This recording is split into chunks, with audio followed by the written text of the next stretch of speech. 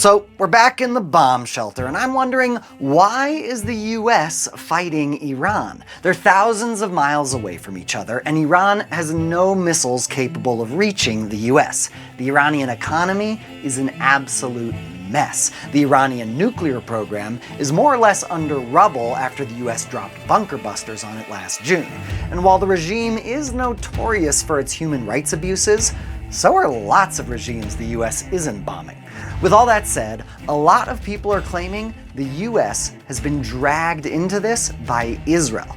The Iranian regime has been threatening to wipe Israel off the map for nearly 50 years. Israel has waged multiple military campaigns against Iranian proxies. And Israel has spent the last few weeks pushing the US to strike Iran, while the rest of the region seem to be pushing diplomacy. So, has the Jewish state somehow managed to convince the most powerful country in the world to act against its own interests and fight Israel's war? So let's back it up. The Islamic Republic of Iran was founded in 1979 after what they dubbed an Islamic Revolution, which overthrew Iran's Western-backed secular monarchy, replacing it with a religious theocracy called the Islamic Republic of Iran. The Islamic Republic has a parliament and elected president, but only kinda sorta, because those elected officials have to first be approved to run by Iran's supreme leader, a religious figure with absolute power over every government decision. The supreme leader is not elected by the people, he serves for life, and he's a man on a mission. Since 1979, the Islamic Republic of Iran has been very clear about its goals: to spread the Islamic Revolution as far and wide as possible. Ever since then, the Islamic Republic has been trying to carry out that mission on two fronts: inside and outside. Inside Iran, the Islamic Republic has waged a holy war against its own citizens since day one. In the years following the revolution, tens of thousands of Iranians lost their lives at the hands of the regime trying to control the people. Islamic law was imposed on the population. Women's hair has to be covered. Blasphemy is a capital offense. Religious minorities are persecuted, with a special focus on the Baha'i faith, whose members face arbitrary imprisonment, confiscation of property, and physical threats. And we're talking about the Baha'i here, like the least threatening people on the planet. And of course, two men caught getting too friendly with each other face between 100 lashes and the gallows. Outside Iran, the Islamic Republic's primary goal was to spread the Islamic Revolution. This meant bringing the holy war it was fighting against its own citizens to the rest of the world, starting with Iran's immediate neighbors. And at first glance, you'd think that might be easy. The entire region is Muslim, so they'd all be on board with an Islamic Revolution, right? With that, the Islamic Revolution got 30% of the world's oil production. Team up with Pakistan and start to chip away at India. With Muslim Turkey part of the revolution, you can start to move into parts of Europe with Muslim populations, and then those without Muslim populations.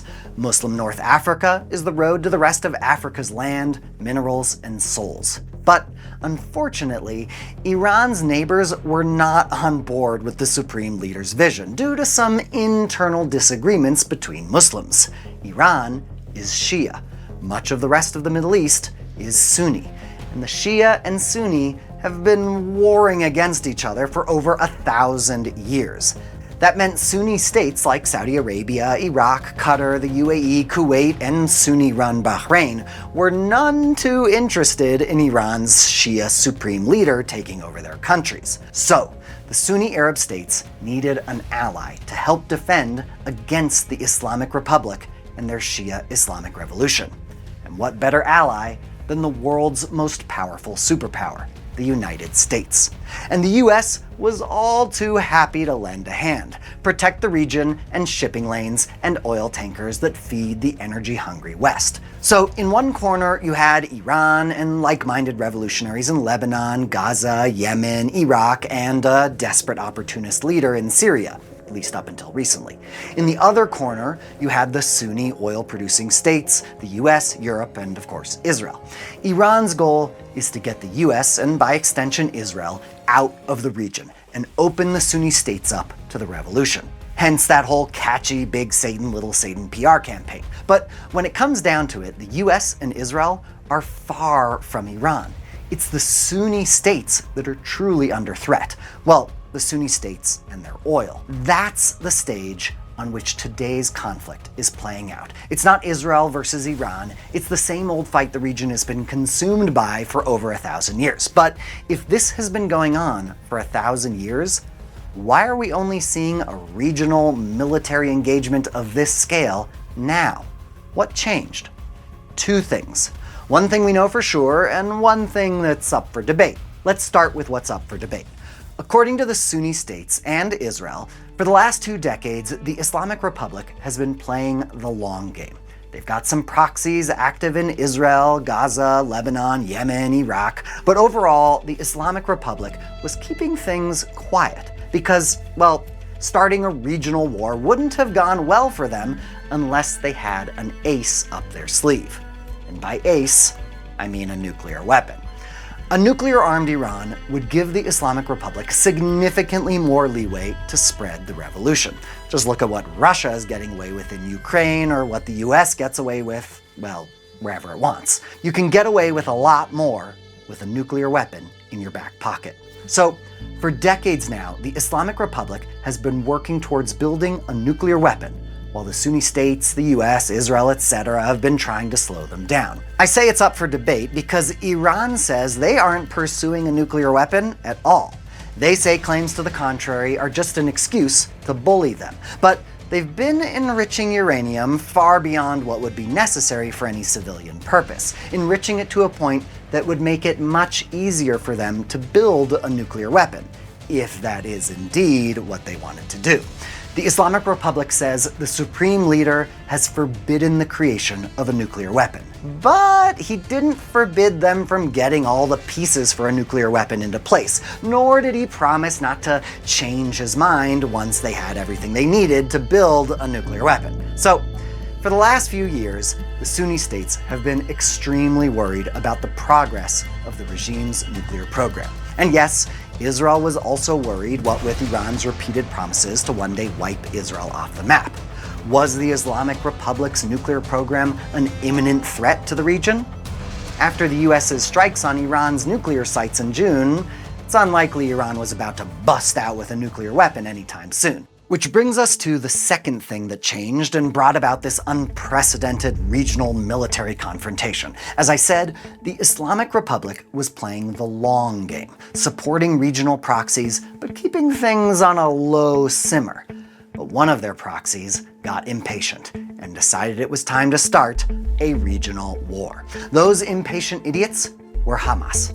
On October 7th, 2023, Hamas invaded southern Israel with the express intent of sparking a military campaign that would engulf the entire region, or at least their side of the region. As Hamas forces entered southern Israel, they expected Hezbollah to invade from the north, Iran to fire hundreds of missiles, Israeli defenses to collapse, and the state of Israel to finally fall apart and make way for a Muslim-Palestinian state headed by Hamas. But nothing went according to plan because, as I said, Iran wasn't ready for that regional military confrontation without its nuclear weapons. And Hezbollah in Lebanon wasn't ready because a huge portion of Hezbollah's fighters weren't actually in Lebanon. They were tied up in Syria, helping another Iranian ally fight a civil war and stay in power. So, October 7th, Hamas and assorted Gazans pour over the border into Israel. Hezbollah doesn't invade, but fires rockets into northern Israel on the daily to show it supports Hamas without supporting it too much. Without the entire region descending into chaos, Hamas is on its own, and more or less falls apart under Israel's relentless strikes on Gaza. And when things are a bit quieter in Gaza, Israel turns its attention to Hezbollah. After a month of intense fighting, and don't forget those snazzy exploding pagers and walkie-talkies, Hezbollah is crushed. With Hezbollah out of action, Iran's ally in Syria collapses, and in turn, Lebanon's government turns on Hezbollah. In a little over a year, Hamas's dream has turned into the Islamic Republic's nightmare. They've lost their proxy in Gaza, their proxy in Lebanon, their proxy in Syria, and with the dominoes falling, Israel pressed their advantage and took the fight directly to the Islamic Republic in a 12-day military confrontation that revealed just how vulnerable the Islamic Republic was to Israel's airstrikes. Things were looking very, very, very bad for the Islamic Republic of Iran. Their strongest ally, Russia, was bogged down with its own problems in Ukraine. China and North Korea were allies in name only. The US turned up the pressure by piling on economic sanctions. The Iranian currency collapsed. In late 2025, Iranians took to the streets to protest the epic failure that was their government. The regime understood how vulnerable it was. They may have lost their proxies, but they could not afford to lose control of the street. A horrifying crackdown ensued, with thousands killed and tens of thousands imprisoned. No matter how you looked at it, the regime was teetering on the edge of a precipice, and the US was threatening to push it over. But as bad as things looked for the Islamic Republic of Iran's leadership, there was in fact a glimmer of hope. Because that 12-day military confrontation with Israel revealed a critical weakness in the region's defenses. And with a little time, the Islamic Republic might be able to capitalize on that weakness, and maybe, just maybe, turn the tables in their favor. That weakness? Missile defense. Right, so Iran fires a volley of missiles and Israel fires missile interceptors to shoot down those missiles. But what became clear during that 12-day military confrontation was that Israel and the US had a limited supply of interceptors. So if the Islamic Republic had more missiles than there were interceptors, they'd have more leverage. They could hold off more Israeli and US strikes, step back from the precipice, rebuild their nuclear weapons program, get back on track. Once they had a nuclear weapon, no one would dare strike. According to Israeli intelligence, or the Israeli PR machine masquerading as intelligence, take your pick, after the 12-day military confrontation with Israel, Iran started producing missiles as fast as they could. The IDF assessed that Iran was aiming to have 8,000 missiles within the next 2 years, and they were producing kamikaze drones even faster, 500 drones a day. It was a numbers game. If the Islamic Republic could just keep the US at bay, drag talks out, it would have a chance at survival. But the US was also using nuclear talks to buy itself time. Time enough to move overwhelming firepower into the region. Enough firepower to either convince the leaders of the Islamic Republic to finally back down, or enough firepower to take them out. Israel was lobbying hard for the US to strike Iran, while the Sunni states were pushing diplomacy. But there are reports that behind closed doors, they too were pushing the US to strike. Either way, it was clear they wanted to stay out of it to avoid retaliation by the Islamic Republic. And the Iranian regime seemed to acknowledge that, even pledging to only strike US bases in those countries, but not the countries themselves. So, the talks went forward. But let's face it, the talks were more or less doomed from the start. Trump's conditions were impossible for the Islamic Republic to accept. Give up their missiles, give up their proxies, give up their nuclear program. Anything less, and the US was going to try to press its advantage and push the Islamic Republic into the abyss. And here we are. The supreme leader is dead. The US and Israel are slowly destroying the power centers of the regime in order to provide Iranians who oppose the regime an opportunity to take control of their government. Despite its promises, the Islamic Republic responded by firing missiles and drones at the Sunni states in the hopes that sowing chaos there would push the Sunnis to push the US to stop the strikes on Iran. Iran's only hope now is to either outlast the supply of missile interceptors and turn the tables on the US and Israel, or weather the storm, keep control of the streets, and when the US and Israel have run out of targets, start the whole story over. Which means the US, Israel, and the Sunni states can only set the clock back on the Islamic Republic's ambitions.